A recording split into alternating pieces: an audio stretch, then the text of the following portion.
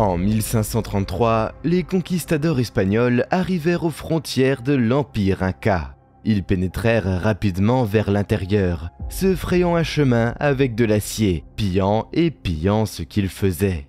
Dans une ville inca, un prêtre nommé Amaru Ramu attendait l'arrivée des conquérants, tenant près de lui le bien le plus précieux de sa communauté, un petit disque d'or qu'il appelait la clé des dieux des 7 rayons. Alors que les Espagnols se rapprochaient, Amaru Ramu décida de fuir dans les montagnes autour du lac Titicaca, emportant avec lui le précieux disque, de peur que les Espagnols ne mettent la main dessus. Là, caché parmi les pics rocheux, il rencontra un groupe d'hommes sains, gardant ce qui semblait être une grande porte creusée dans une montagne. Les hommes commencèrent à raconter à Amaru Ramu l'histoire de cette porte, proclamant qu'il s'agissait d'un portail qu'ils appelaient la Porte des Dieux, et qui, une fois ouverte, menait au monde où résidaient les divinités incas. De grands héros du passé, expliquèrent-ils, avaient franchi la porte à la fin de leur séjour sur Terre. Il y avait même une prophétie selon laquelle un jour la porte s'ouvrirait, beaucoup plus large qu'auparavant, et les dieux reviendraient sur Terre. Intrigué, Amaru Ramu commença à examiner la porte de plus près.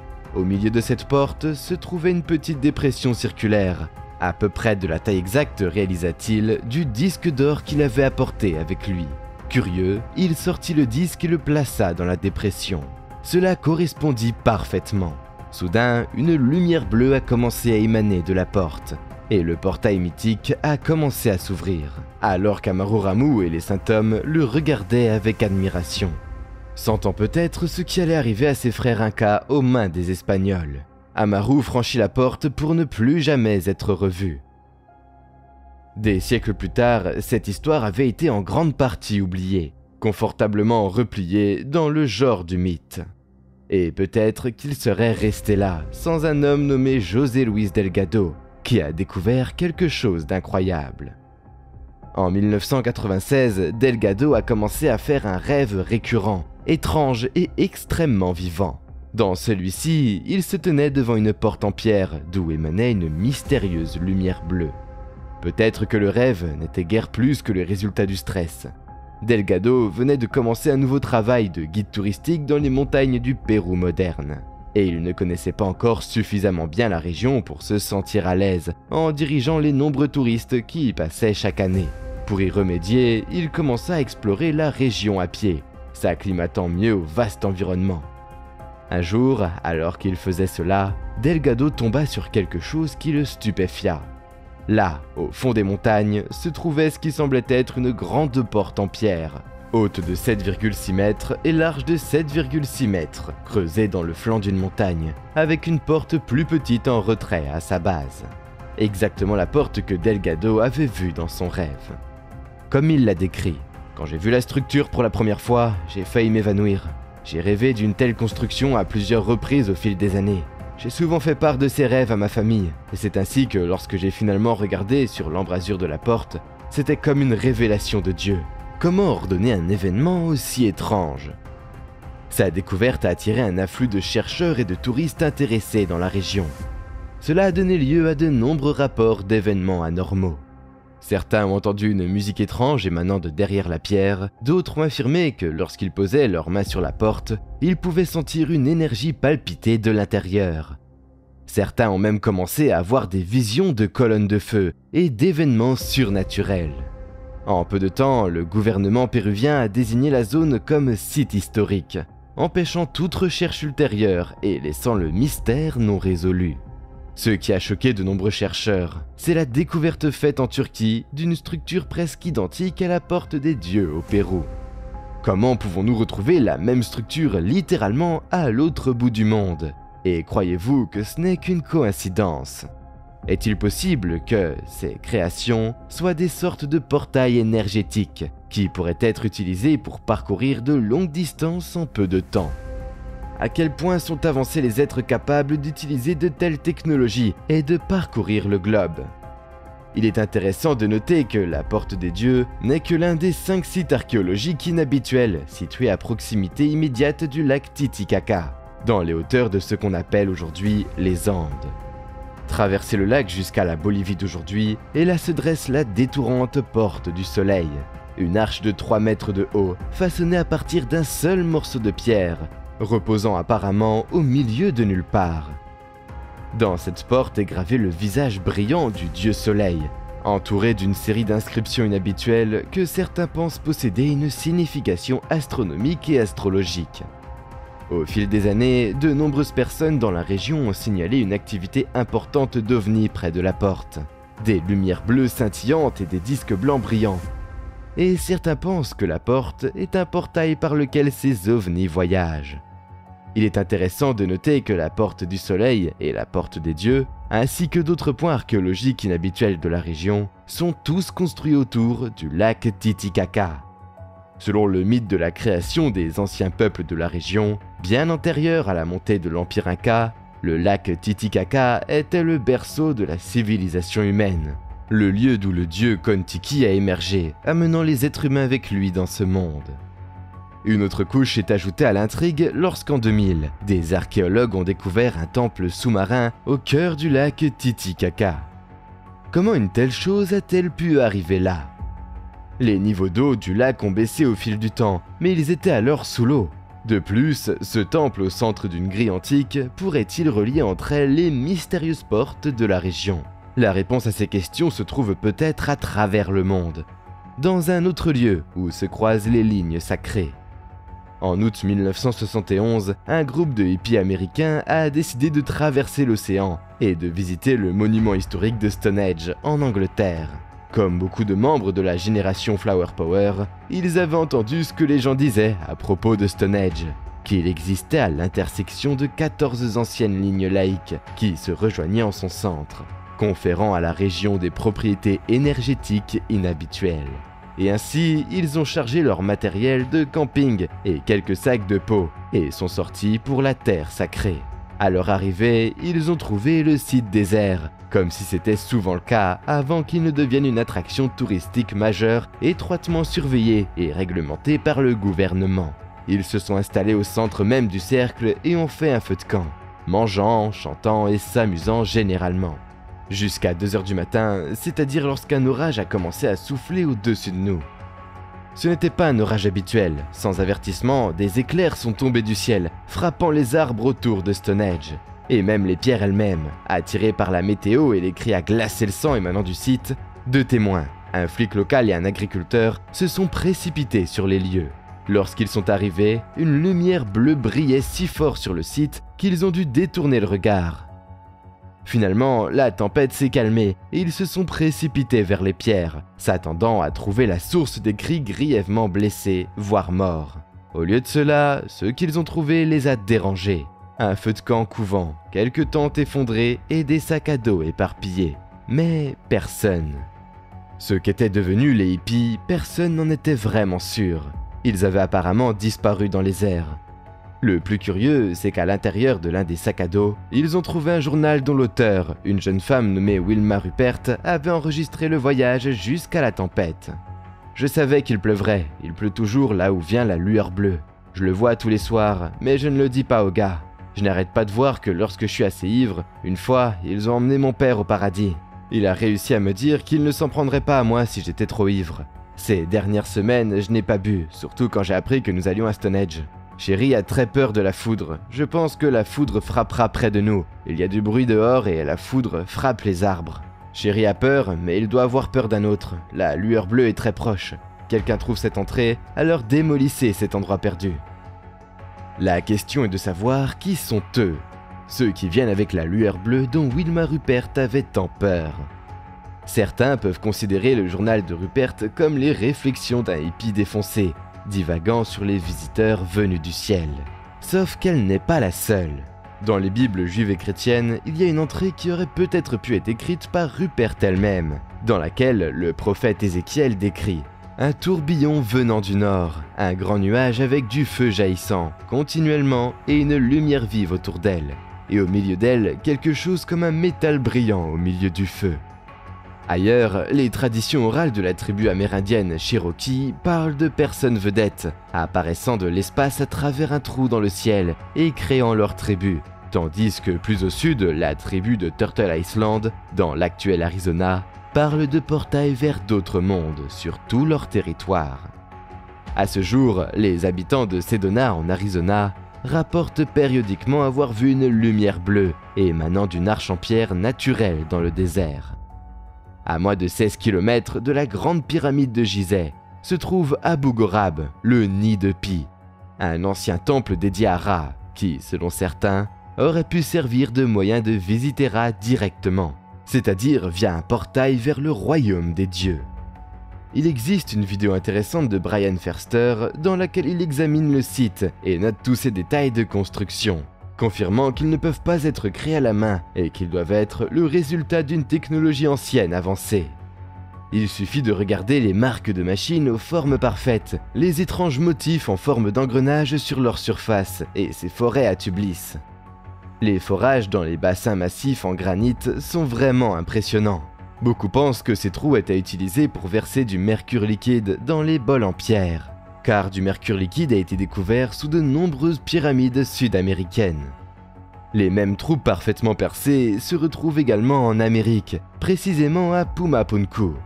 Le mercure liquide peut être utilisé pour générer une sorte de champ antigravitationnel, qui peut expliquer un autre mystère du temple d'Abu Ghorab. Les blocs de pierre massifs, pesant des tonnes, sont en quelque sorte dispersés sur le site, comme si une force inconnue les dissipait dans toutes les directions. Ce site était-il vraiment une sorte de générateur de portails? Selon l'histoire de la création Inca, les enfants du dieu solaire Viracocha sont venus dans notre monde par 3 portails mystérieux dans une montagne, donnant des connaissances et créant la civilisation Inca. Dans la tradition gréco-romaine, la déesse Cybèle était connue comme la gardienne des portes, souvent représentée debout à côté d'une porte d'entrée vers un autre monde. On disait qu'il fallait demander la permission à Cybèle pour se déplacer dans le temps et dans l'espace. Il existe de nombreux autres exemples issus de différentes traditions culturelles. Mais la question est claire, pourquoi tant de traditions mondiales parlent-elles de portails vers d'autres mondes ou de visiteurs venus du ciel? Certains disent que la réponse se trouve au Sri Lanka, au Goldfish Park. Il abrite le mystérieux Sakwala Chakraya, traduit grossièrement par le cercle tournant de l'univers. Un cercle de pierre de 2 mètres sur lequel sont gravés de nombreux symboles étranges. Il semble si mystérieux parce que personne ne sait exactement quel âge il a, ni qui a pu le fabriquer.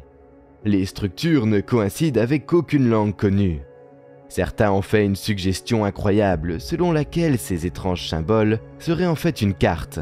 Et pas n'importe quelle carte, mais une carte d'un réseau de portails appelé Porte des Étoiles, utilisé autrefois dans un passé lointain par d'anciens extraterrestres lorsqu'ils visitaient la Terre. Est-ce pour cela que tant de civilisations parlent de portails et de visiteurs venus du ciel? Les anciens extraterrestres auraient-ils pu voyager sur Terre en utilisant une sorte de technologie avancée qui leur permettrait de parcourir de grandes distances? Un tel réseau de portes des étoiles pourrait-il réellement exister, même à ce jour? Le 23 juin 1950, le vol 2501 de Northwest Airlines entreprenait son voyage transcontinental habituel de New York à Seattle, comme il le faisait chaque jour. Sauf que cette fois, quelque chose s'est terriblement mal passé. Alors qu'il survolait le lac Michigan, au centre du pays, le pilote du vol a signalé par radio un violent orage électrique qui fouettait le lac avec des vents à grande vitesse. À peu près au même moment, 2 policiers au sol ont appelé et ont signalé une étrange lumière rouge planant au-dessus du lac. Soudain, le vol 2501 a disparu des radars de l'aéroport, s'écrasant vraisemblablement dans le lac avec ses 58 passagers. Il s'agissait à l'époque de l'accident d'avion commercial le plus meurtrier de l'histoire américaine. Pourtant, malgré des recherches approfondies qui ont duré des semaines, aucune épave n'a jamais été retrouvée. De manière surprenante, le vol 2501 n'était qu'une parmi une longue série de disparitions mystérieuses sur le lac Michigan. Dès 1891, une géolette nommée Thomas Hume a disparu avec son équipage de 7 personnes, sans qu'aucune trace n'ait jamais été retrouvée.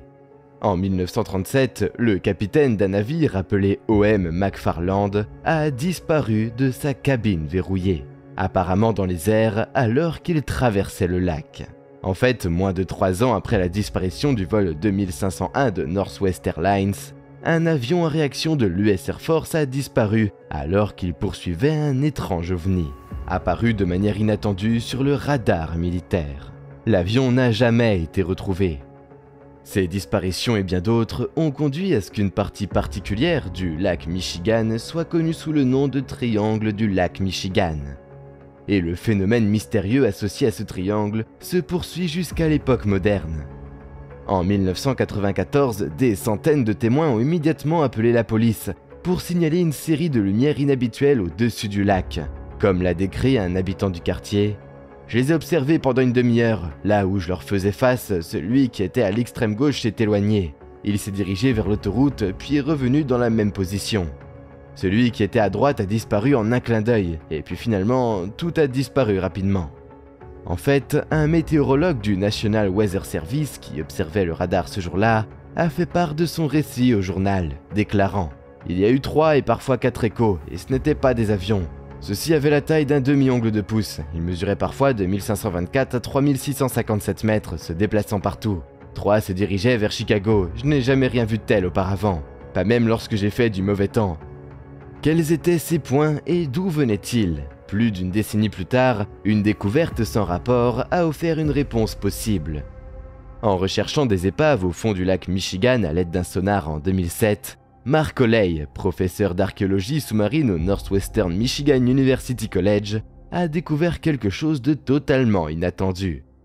Là, au fond du lac Michigan, se trouvait un anneau de 12 mètres de grosses pierres placées en cercle. Une disposition qui n'est pas totalement différente de celle de Stonehenge, à environ 6437 km de là. Le plus curieux est que juste à l'extérieur du cercle se trouvait un rocher géant, sur lequel se trouvait ce qui semblait être une sculpture d'un mastodonte, un animal éteint sur Terre depuis plus de 10 000 ans. Quel était cet arrangement mystérieux de pierre, qui semblait refléter non seulement Stonehenge, mais aussi le temple sous-marin trouvé au fond du lac Titicaca? Ces sites pourraient-ils faire partie d'une sorte de réseau d'anciennes portes des étoiles, détaillées dans le cercle tournant de l'univers du Sri Lanka? Peut-être que les vaisseaux disparus avaient traversé ces portails d'une manière ou d'une autre. Il était intéressant de noter que les anomalies archéologiques au fond des lacs Michigan et Titicaca sont loin d'être les seuls sites sous-marins anciens au monde. Il y en a des centaines au fond de la mer Méditerranée par exemple, et bien d'autres encore cachés au fond des océans. Bien sûr, le site sous-marin le plus célèbre est peut-être celui qui est introuvable. En décembre 1970, le pilote de l'US Air Force Bruce Gernon a déposé un rapport inhabituel. Il volait avec une équipe au large des côtes de la Floride, lorsque tout à coup, ils ont été engloutis par un nuage d'environ 18 km de haut. En entrant dans le nuage, nous avons été témoins d'un spectacle étrange. Il est devenu sombre et noir, sans pluie, et la visibilité était d'environ 6,4 ou 8 km. Il n'y avait pas d'éclairs, seulement des éclairs blancs extraordinairement brillants, qui éclairaient toute la zone environnante. Nous avons pénétré, plus les flashs devenaient intenses. Tous nos instruments de navigation électronique et magnétique fonctionnaient mal. La boussole tournait lentement, alors même que l'avion volait tout droit. J'ai contacté Miami et je leur ai dit que nous étions environ 72 km au sud-est de Bimini, en direction de l'est à 3200 mètres. Le contrôleur radar a répondu qu'il était incapable de nous identifier nulle part dans cette zone. Lorsqu'ils sont finalement sortis du nuage et sont retournés à leur base d'origine, les choses sont devenues encore plus bizarres. Après avoir atterri à Palm Beach, j'ai réalisé que le vol avait duré un peu moins de 47 minutes. Je pensais que quelque chose n'allait pas avec la minuterie de l'avion, mais nos 3 montres indiquaient qu'il était 15h48. Je n'ai jamais réussi à relier Andros à Palm Beach en moins de 75 minutes, même sur une route directe. Notre parcours sur ce vol était assez indirect et couvrait probablement près de 402 km. Comment l'avion a-t-il pu parcourir 402 km en 47 minutes ? Nous avons roulé jusqu'aux douanes, mettant fin à la fuite fortuite. Nous n'en avons pas parlé pendant longtemps. Bien entendu, la zone survolée par Gernon, cet espace infâme entre les Bermudes, Porto Rico et Miami, où depuis des centaines d'années, avions et navires ont disparu sans explication, est connue sous le nom de Triangle des Bermudes. Et ces anomalies sont bien connues. La garde côtière américaine reconnaît des irrégularités environnementales extrêmes dans cette zone, tandis que les scientifiques ont signalé des forces magnétiques et gravitationnelles qui ne peuvent être expliquées par la physique conventionnelle. On sait également que sous le triangle des Bermudes se trouvent certaines des tranchées sous-océaniques les plus profondes du monde. Beaucoup se demandent que peut-il y avoir dans ces profondeurs inexplorées. Certains pensent que, comme le lac Michigan et le lac Titicaca, ce qui doit exister sous le triangle des Bermudes est une sorte de site archéologique ancien. Mais considérez que s'il existe une corrélation entre ces sites sous-marins et les disparitions ou anomalies à la surface de l'eau, comme cela semble être le cas avec le triangle du lac Michigan et les portails du lac Titicaca, alors ce qui doit se trouver sous le triangle des Bermudes n'est sûrement pas qu'un site archéologique, mais le site archéologique. Pour cette raison, il a été proposé que ce qui se trouve sous le triangle des Bermudes est en fait la mythique cité perdue de l'Atlantide. Que c'était l'Atlantide au centre d'un réseau mondial de portes des étoiles. Un réseau encore occasionnellement opérationnel aujourd'hui, engloutissant navires du triangle des Bermudes dans son portail. Cela soulève une question importante. Si un tel réseau de portes des étoiles existait encore aujourd'hui, jusqu'où iraient les gouvernements modernes et d'autres organisations pour prendre le contrôle de ce réseau? Certains disent qu'il existe également une réponse à cette question. L'Irak, pays moderne, a joué un rôle de premier plan dans l'histoire de l'humanité. On dit que c'est l'emplacement du Jardin d'Éden biblique, c'est-à-dire le lieu où la race humaine a été créée. En remontant plus loin, d'anciens textes sumériens de la région parlent d'interactions humaines avec des dieux appelés Anunnaki, dont certains ont supposé qu'ils n'étaient pas du tout des dieux, mais des visiteurs extraterrestres. L'idée s'ensuit que si les Anunnaki étaient réellement des visiteurs extraterrestres, alors peut-être qu'ils voyageaient vers et depuis la Terre via une porte des étoiles. Certains pensent que non seulement une telle porte des étoiles existait dans l'Antiquité, mais qu'elle existe encore aujourd'hui en Irak, et qu'elle a en fait été redécouverte dans les années 1920. Selon cette théorie, lorsque les Britanniques ont envahi l'Irak en 1920, prétendument pour arrêter un soulèvement, le soutien allemand aux nationalistes arabes en Irak servait de couverture à la poursuite de la dite porte des étoiles par le Troisième Reich. Cela pourrait-il être vrai? Une guerre de plusieurs décennies comme couverture pour la poursuite d'une technologie ancienne. Si tel est le cas, alors ce qui suit est évident. En 2003, malgré les critiques mondiales, les États-Unis envahissent l'Irak. De nombreuses raisons ont été avancées pour expliquer pourquoi les États-Unis ont agi ainsi, depuis le discours enfantin de George W. Bush sur la liberté, jusqu'à la nécessité de contrôler le pétrole irakien. Cependant, Dan Burich propose une explication différente. Il affirme qu'il faisait partie d'une équipe secrète du gouvernement américain envoyée en Irak au début de la guerre, afin de trouver la porte des étoiles. Selon Burich, les renseignements suggéraient que le dirigeant irakien Saddam Hussein avait découvert le portail dans les années 1980, et beaucoup craignaient qu'il ne découvre comment l'utiliser.